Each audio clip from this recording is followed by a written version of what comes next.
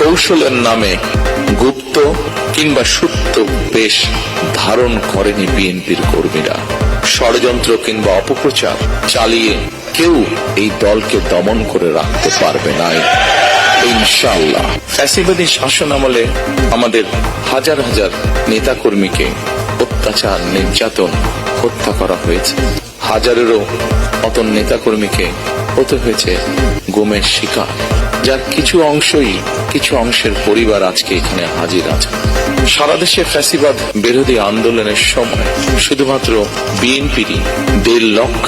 বিএনপির নেতাকর্মীদের বিরুদ্ধে 1.5 লক্ষেরও বেশি মিথ্যা মামলা দায়ের করা হয়েছিল, যার বোঝা প্রায় 60 লক্ষের মতন নেতাকর্মীকে বই বেড়াতে হয়েছে।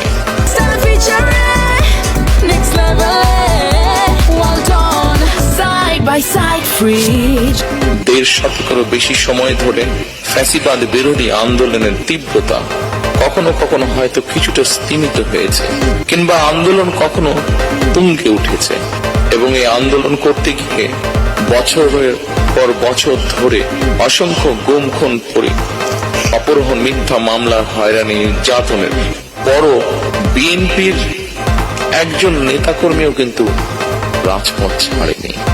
একই পরিবারের এক ভাই গুম হয়েছে, আরেক ভাই গিয়ে তার জায়গায় পরের দিন রাজপথে আন্দোলনকে আরো তীব্রতর করার প্রতিজ্ঞার শপথ নিয়ে দাঁড়িয়ে গিয়েছে।